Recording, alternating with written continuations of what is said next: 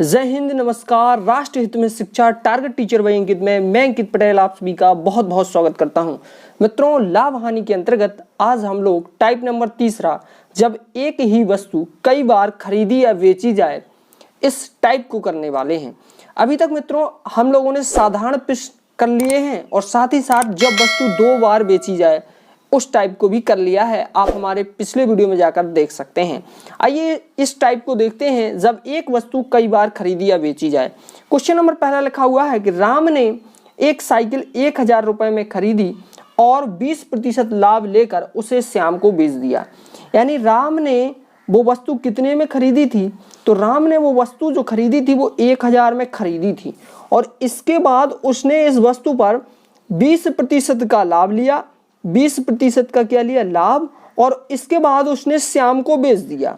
20% लाभ लेकर श्याम को बेच दिया। अब ये वस्तु श्याम के पास है और श्याम इस वस्तु को, देखिए क्वेश्चन में पढ़िए, श्याम ने 10% घाटा सहकर उसे मोहन को बेच दिया। यानी श्याम ने क्या किया? 10% घाटा सहा, हानि सही, और उसको किसको बेच दिया? मोहन को बेच दिया। अब क्या है, ये वस्तु मोहन के पास पहुंच गई। क्वेश्चन आगे पढ़िए, मोहन को बेच दिया। बताइए मोहन ने साइकिल, यहां पर क्वेश्चन समाप्त होता है। कह रहा है बताइए मोहन ने साइकिल कितने रुपए में खरीदी। बस इतने ही कंसेप्ट हैं यहाँ पर, आप लोग यहाँ पर समझ सकते हैं। राम ने साइकिल खरीदी कितने में? 1000 में। 20% लाभ लेकर श्याम को बेच दिया। 20% लाभ लेकर श्याम को बेच दिया। श्याम ने 10% घाटा सहकर, 10% का घाटा सहकर उसे मोहन को बेच दिया। मोहन को बेच दिया। बताइए मोहन ने साइकिल कितने रुपए में खरीदी। यानी मोहन को वो साइकिल कितने रुपए में प्राप्त हुई। देखिए 1000 रुपए में वो साइकिल क्या की गई थी? खरीदी गई थी।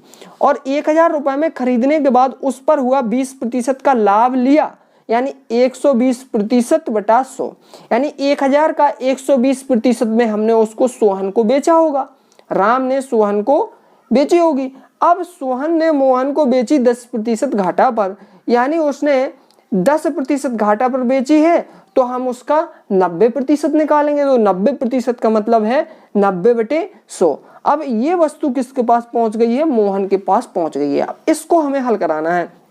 यहाँ 2 जीरो से ये 2 जीरो काटिए, इन 2 जीरो से ये वाला जीरो और ये वाला जीरो काटिए। यहाँ पर बचा 10, यहाँ बचे हैं 12 और इधर बचे हैं 9।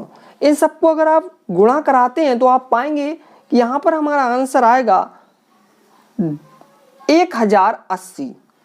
यहाँ पर हमारा कितना आंसर आएगा? 1080। तो इस प्रश्न का आंसर जो आपका बनेगा वो बनेगा 1080 रुपए। मोहन को वो जो वस्तु प्राप्त हुई वो 1080 रुपए में प्राप्त हुई है। तो मित्रों आप समझ सकते हैं कि इस प्रकार के क्वेश्चन हमें कैसे करने हैं। आइए एक प्रश्न और करते हैं इसी का।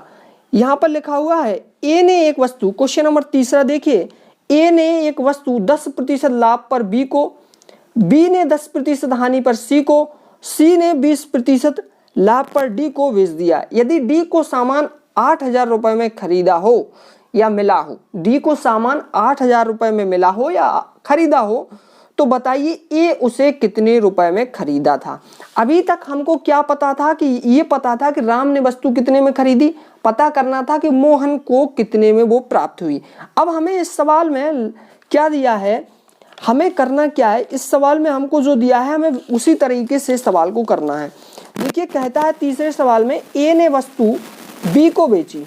ए ने वस्तु किसको बेची है? बी को बेची है। और कितने प्रतिशत लाभ पर? 10% लाभ पर, 10% लाभ पर बी को बेची है। ठीक, इतना आप कर ले जाएंगे, इतना हो पाएगा? हाँ हो जाएगा। इसके बाद बी ने 10% हानि पर, बी ने 10% हानि पर इसको किसके पास बेचा है? सी को बेचा है। इतना हो जाएगा? हाँ हो जाएगा। इसके बाद सी ने वो वस्तु 20% लाभ पर किसको बेची है भाई? डी को बेची है। किसको बेची है? डी को बेची है। तो ये हो जाएगा? हाँ हो जाएगा। कह रहा है डी को जो वस्तु प्राप्त हुई है वो 8000 रुपए में प्राप्त हुई है।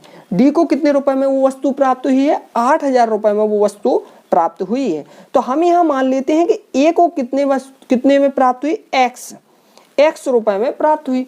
तो भाई x रुपए में ए को प्राप्त हुई और ए ने उस पर 10% का लाभ लिया, यानी उसने 110% में बेची होगी। तो 110% का मतलब है 110/100। इसके बाद ये वस्तु बी के पास आ गई, बी ने 10% का घाटा सहा, यानी उसने 90% पर बेची होगी, तो इस प्रकार से हम उसको लिखेंगे। अब सी ने वही वस्तु 20% लाभ पर किसको बेच दी, डी को बेच दी, तो डी के पास ये वस्तु 8000 में पहुंच गई। समझ रहे हैं हमने क्या किया, हर बार वही कंसेप्ट लगाना है, अगर लाभ है तो 100 में जोड़ना है और घाटा है तो या हानि है तो हमें 100 में से घटाना है, और इसको आप कराइएगा सरल और आपका आंसर आ जाएगा। यकीन मानिए आपका आंसर आएगा। तो यहाँ एक जीरो से एक जीरो काटिए, यहाँ इस जीरो से ये जीरो काट दीजिए, यहाँ पर इस जीरो से ये जीरो भी आप काट सकते हैं। अब आपका क्या बचा, आप देख पा रहे हैं कि यहाँ हमारा x बचा है, यहाँ 11 बचे हैं, और इधर बचा है हमारा 9 और इधर 12 बचे हैं। अब यहाँ नीचे क्या क्या बच रहा है, यहाँ नीचे हमारा 100 बचा है, केवल और केवल 100, और ये 10 भी बचे हैं, तो ये 10 भी आप लिखें। अब आप इनको काटने की कोशिश कीजिएगा, अगर कट जाए तो ठीक। तो यहाँ पर देखिए यहाँ 8000 है तो 8000 लिख दीजिएगा। अब हम क्या करेंगे, इसको काटेंगे, किससे, 2 से काट लेते हैं, तो यहाँ आएगा 6 और यहाँ आएगा 5। अब ये हो गया, आप इसका गुणा कराएंगे तो ये आएगा आपका 66 गुणा 9, 11 और 6 का हमने गुणा करा दिया। अब यहाँ पर ये 100 और 5 है, तो 100 और 5 का गुणा हो जाएगा 500, और इधर बचा बराबर में क्या है, 8000 है। कितना है, 8000। अब इसको कैंची गुणा कराएंगे और इसको इस तरह से 8000 गुणे 500 बटे 66 गुणे 9 कहाँ आएंगे, नीचे आएंगे, और इसको आप हल कराएंगे तो सरल कराने पर जो आपका आंसर आएगा, वो सरल कराने पर आपका आंसर आएगा 6734। कितना आएगा, 6734। इसको बस आपको काटना है और हल करा देना है, आपका आंसर आ जाएगा 6734।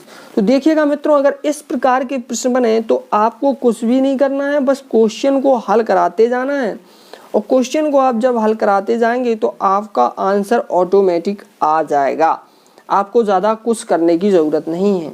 थैंक यू दोस्तों। आज के वीडियो में हमने आप लोगों को बताया है कि जब कोई वस्तु कई बार बेची जाए, और जब वस्तु कई बार बेची जाएगी तो हमें इस प्रकार से प्रश्न को करना है। आप लोग इसको ज़रूर बनाएं और चैनल को सब्सक्राइब ज़रूर करें, वीडियो को लाइक शेयर करें। अगले वीडियो में हम ज़रूर मिलेंगे लाभ हानि में। थैंक यू दोस्तों, धन्यवाद, शुभ रात्रि।